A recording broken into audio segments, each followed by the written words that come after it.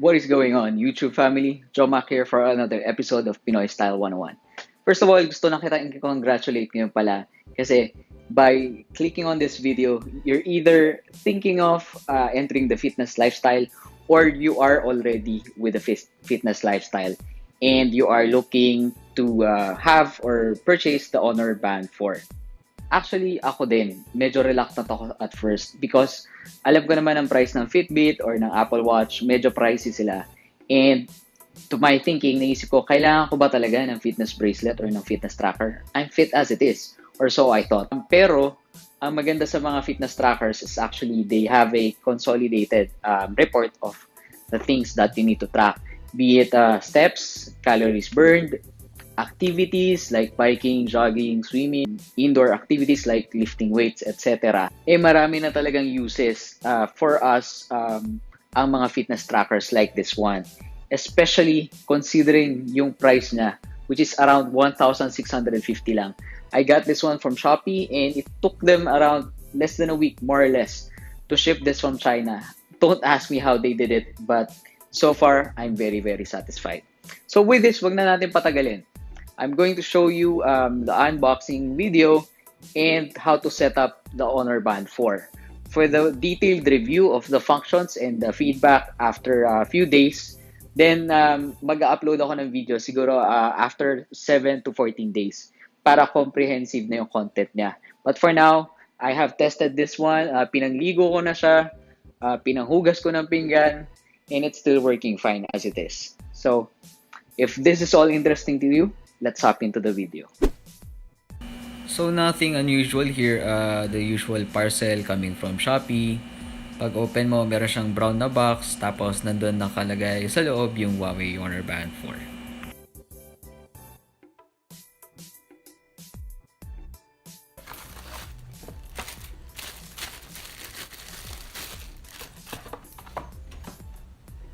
So ito yung itsura niya coming out of the box.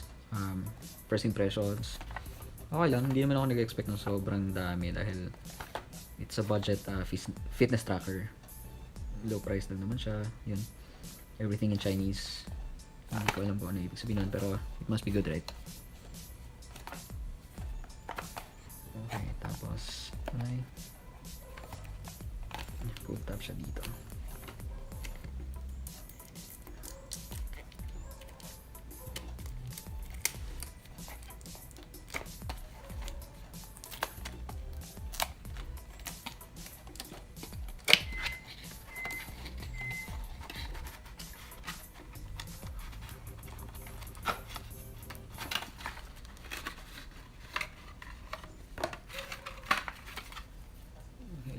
Manual.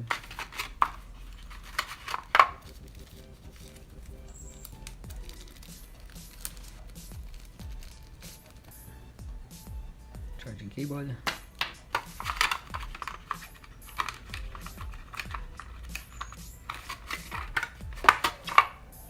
Charging dock. This goes here. Yeah. And the watch itself. Okay.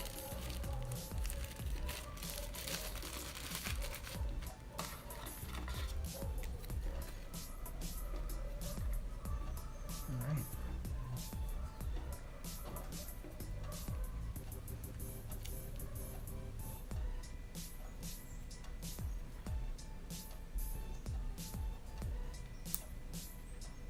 Okay, nagsasnap siya.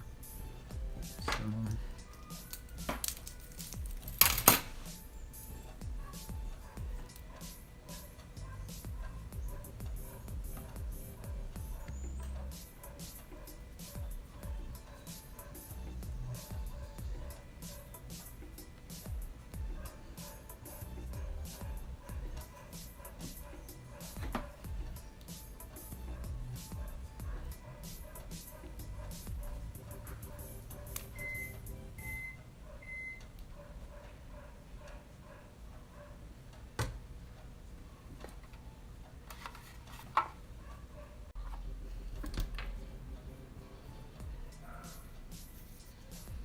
ito siya. Actually, mas gusto ko yung rubber na ginamit niya kaysa dun sa Mi Band 3. I also like the fact na meron siyang belt buckle-ish type of thing. Basta parang sinturon, gano'n. Nung nilagay ko siya sa wrist ko, okay naman siya. Parang mas flat siya sa wrist compared dun sa Mi Band 3. Saka, ang gusto ko hindi rin siya malaki tignan. Sharp lang yung edges. Yun yung napapansin ko sa kanya. Parang, ako makikita nyo. Parang nakaangat talaga siya sa wrist mo. Pero, hindi naman masagwa tignan. Mukha lang talaga siyang typical fitness band. How to charge? Yun, so you have your dock. Insert mo lang tong charging cable. Tapos, pag tinignan mo yung ilalim nung band, nakikita mo ba? May notch dito. Ito yung iti-trace mo dito sa parang may heart sensor, yung parang may indention dito sa ilalim nung band. So, pag press mo lang nun, actually not that hard naman, may clicking sound siya. Yun. So, yun na. Ready na siya i-charge. So, tingnan natin. Charge ko muna. Ayun. So, 80% siya. Nag-power on na siya. I don't know.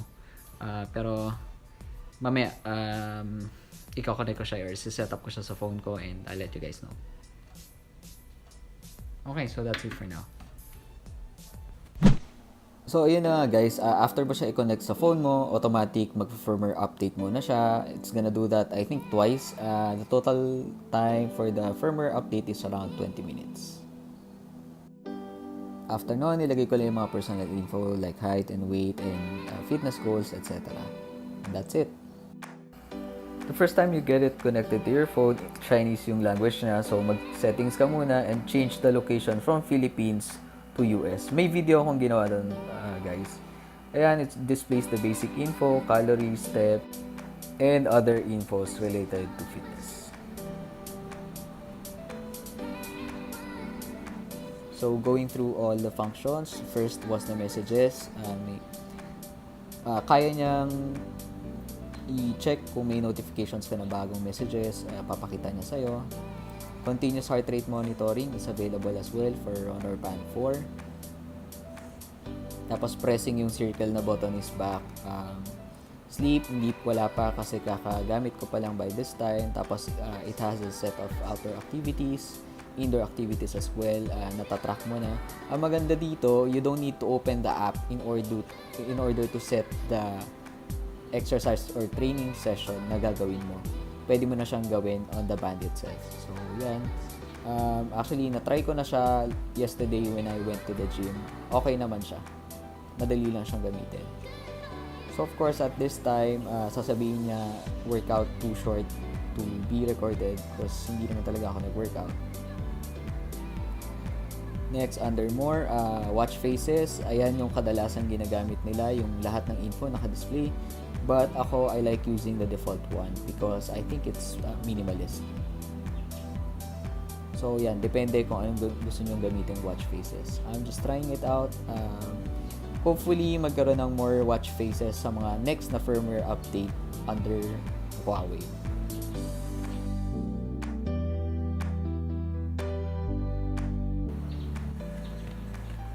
So guys, typical functions, meron siyang timer, meron siyang stopwatch. What I'm trying to do here is yung function na find phone in case na misplace mo yung phone mo. Which is very very useful for us like me na laging nakakalimutan ko yung phone under my bed or under the car seat. Guys, you can also do this vice versa through your phone. Pwede mo ipa-vibrate yung fitness band para mas madali mo siyang makita pag hinabad mo siya. So next, I'm just trying out yung timer niya. You can utilize it habang nag-workout kayo. Pero for me, I find it a bit hard to navigate through setting the time. Kasi hindi siya katulad ng mga Apple Watches and ibang mga gadgets na merong crown na iniikot or yung mismong bezel na iikot and may physical buttons. But for me, this is sufficient kasi fitness band lang naman siya. The mere fact na meron siyang ganitong function doon sa mga nag-workout na hindi kasama yung phone, big plus na yun for my opinion only. But for me, I always work out with my phone on my pocket, so this will not be an issue. So now, I'm just browsing next to the settings for brightness. Actually, pwede mong i-adjust yung brightness niya, 3 levels siya. Tapos, meron din siyang function na do not disturb at night, wherein kahit iangat mo yung watch, hindi siya iilaw sa gabi kasi alam naman natin nakakasilaw siya. So yun na nga guys ang first impression ko on the Huawei Honor Band 4. So far, I'm very satisfied sa price na. It's very fluid. And sorry, hindi pala nakikita sa camera. Very fluid yung touch screen niya. It has the basic functions of a fitness band plus more. Battery life is also good. I charged this, actually hindi ko pa pala siya tina-charge straight out of the box. And more than 50% pa yung battery niya. And doon sa part na yun, actually naka-activate na yung continuous heart rate monitoring, meaning 24 hours a day naka-monitor yung heart rate ko. Detailed sleep tracking system niya na apparently malakas daw sa battery. Pero so far, okay na okay pa rin for me. I think this is gonna last me for about 5 days more or maybe 5 days in total doon sa isang buong charging niya. Final thoughts, definitely buy this fitness band. If you're on the fence, go ahead and purchase one. I'm sure hindi kayo magsisisi. And I hope you find this video informative, guys. If you like this video, smash the like button and don't forget to subscribe. Jomak here. I'll see you next time.